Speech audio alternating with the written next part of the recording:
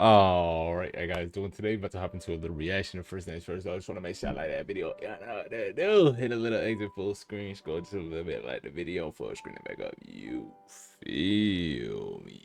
All right, so fresh off of a 3-hour conversation with my friend on why he doesn't believe in any religion or anything. Not trying to convert him, just kind of understand his low position and everything.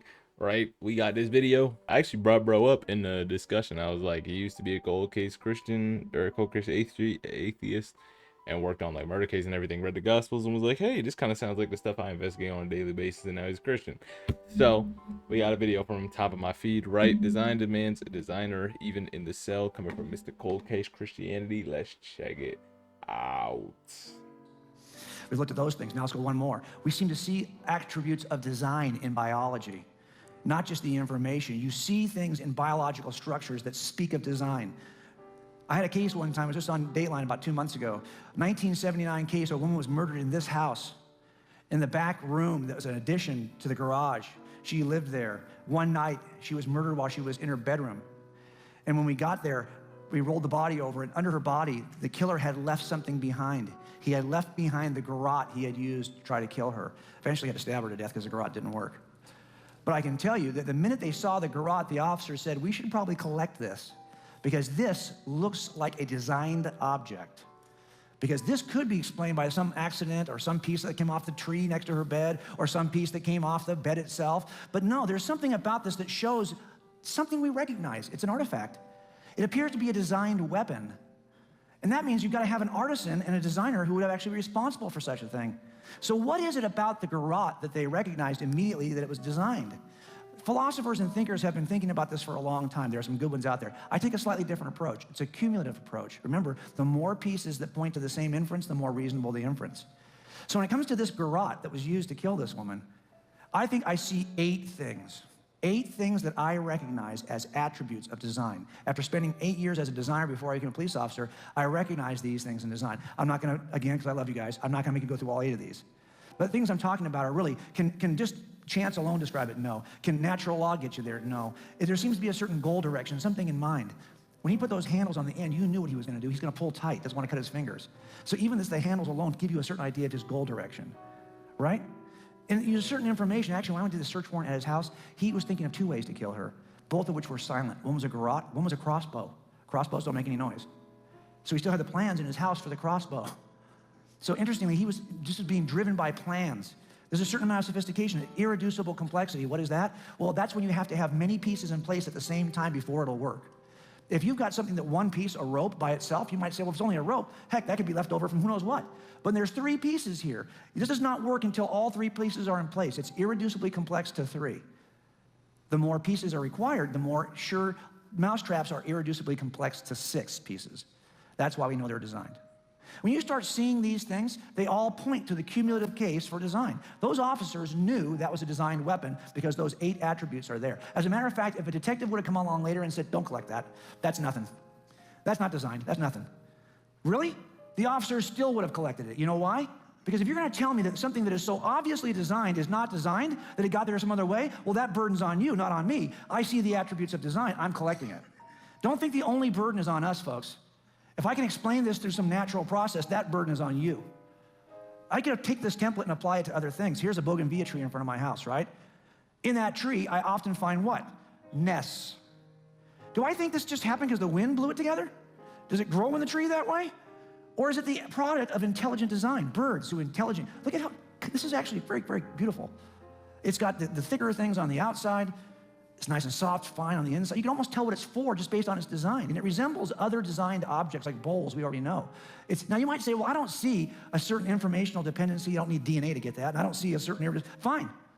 You don't need all 8 things to know it's designed. The more you have, the better the case. But it turns out you only have 5 attributes of design here, and you know that's not just from the wind. That's a designed object. And you got there with just 5 of the 8 attributes. Why do I tell you all this? Because let's take a look. And you can take out those 3, you still have a good case.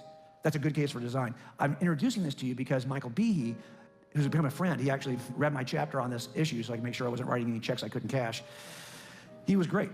And he actually saw something years ago that he identified as become kind of the icon of the intelligent design movement. He wrote a book called Darwin's Black Box.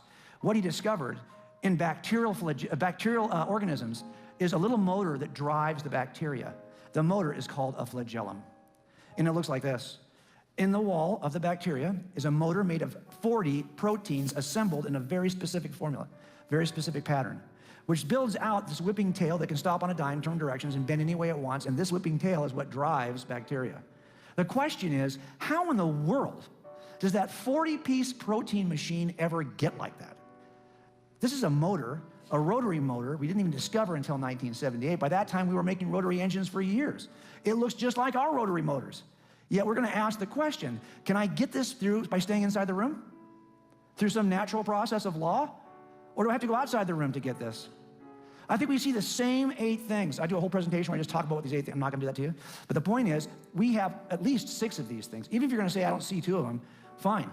I think I actually are there. This is enough for me to infer design about that motor. It's kind of like this. If I was to take you out in the woods, and I said, wow, we discovered this stand and a motor on it, would you say, look what the wind blows. This is a great, look what grows in these woods. No, you would know immediately this is not part of that environment because you recognize, again, that it's not natural. It's a product of design. Why? Because there are a number of attributes which you assign to this. It turns out biology is filled with molecular machines just like this. And this is why the famous atheist Richard Dawkins says it this way. He says that really biology is the study of complicated things that give the appearance of having been designed for a purpose. So even he recognizes that this is stipulated. This is what you see. And Richard Dorrit says, these are both atheists. Here's what Robert Dorrit says it this way. The apparent fit between organisms seems to suggest some higher intelligence at work, some supervisory gardener bringing harmony and color to the garden. That's the problem. So how do I explain that motor naturally? By staying in the room? Some have suggested, well, maybe it evolved from a slightly less complicated thing called a type 3 secretion system. That type 3 secretion system does look a lot like the motor, doesn't it? It is dramatically different in function. It may look like the motor, but it has nothing similar to what it actually does, the motor does. Here's the other problem. This is a 30-piece designed object. It has all the attributes of design we see in this one. The question I have is, how did this one come about? If you think we got from 0 proteins to 30 to get this, can you please show me the pathway from 0 to 30? Because remember, in biology, if evolution is true, you got to have a 1 protein thingamajiggy that helps the organism, that survives and passes on, till then it becomes a 2 protein thingamajiggy, then a 3 protein thingamajiggy. You got to show me a pathway, a functional pathway from 0 proteins to 30 to get this. Then you got to show me from 30 to 40 to get this. Guess what? No one can find that. And there's no remnant in the biological systems of anything along the way. And now evolutionary biologists are more inclined to say, you know what? I can't get this from this, but this may have de-evolved into this because they know how hard it is to go in the other direction. It's much easier to get broken Lego pieces than to shake the Lego machine, the Lego box, and get all the pieces to come together. It's easier to break them apart. So if you're going to stay in the room by offering some form of evolution, good luck with that. Knock yourself out. Of course, the problem is that we see the attributes of design, but what kind of force could actually design? Design requires choices to be made. You got to go back outside the room. And this is why Michael Denton says it this way, that each constituent utilized by a cell for a particular biological role, each cog in the watch, turns out to be the only and at the same time the ideal candidate for its role, particularly suggestive of design. Moreover, there's simply no way that such prefabrication could be the result of natural selection. But if there is something that is capable of designing on the outside, that might explain it. Right, and like I said, I'm fresh off a 3-hour convo with my friend about why he believes in what he believes, why I believe what I believe. And I said, there's things that science could prove to me why I don't believe, right? And I told him that I think personally that a lot of evolutionists thinking and all this scientific stuff, I think it's, what's the word? A construction of indoctrination, right? So they made all this stuff. You can't understand it without having gone to school for so many years or read so many textbooks and all this type of stuff.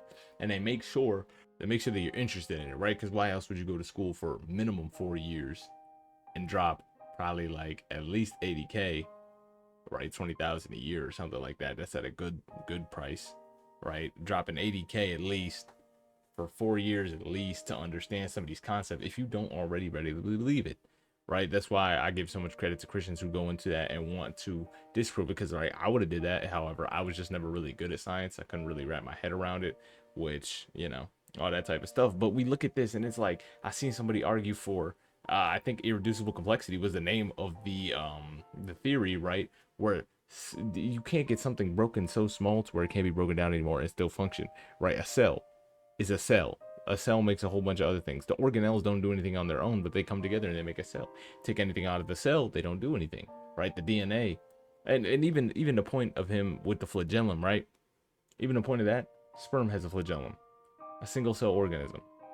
Yet it's made of the 30 proteins at least, or 40 proteins, whatever it was, right? A single cell that's been around for as long as humans have been around, right? Because we eject that, dogs eject that, whatever you want to say. I bet all the mammals ejected that, right? So how would it come into play where it's like, was sperm the first thing living and we evolved from sperm, but then sperm still has to collide with an egg? So a random sperm was wiggling around one time, found a random egg, whatever, didn't need a womb to be, you know, chilling in, and then just magically made a human one time? Or what, like, what are we gonna say about that? You know, it doesn't exactly make sense. Or how did some things evolve to need eggs and some evolve to need sperms, right? It just doesn't make sense to me. And like you said, nobody can find any evidence of the 29 to 28 all the way down to one protein thing that existed before that, same way that I don't think we ever will, right? And I think it's an indoctrination thing where now, I was talking to my friend about the half-lives, and I was like, well, if we can be able to see these half-lives for, let's say the half-life is 30,000 years, we haven't been witnessing it for 30,000 years. We don't know if it's 30,000 years old, but yet we're saying the half-life is 30,000 years old. How are we going to know that? You know what I'm saying? We do the math. Why can't the machines do the math? And why do these machines have a limit to where they can gauge? But we can do the math. Why can't they also, on the same metric, do the math? And that's what they don't want to talk about.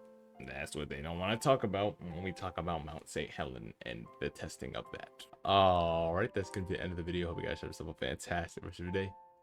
Peace.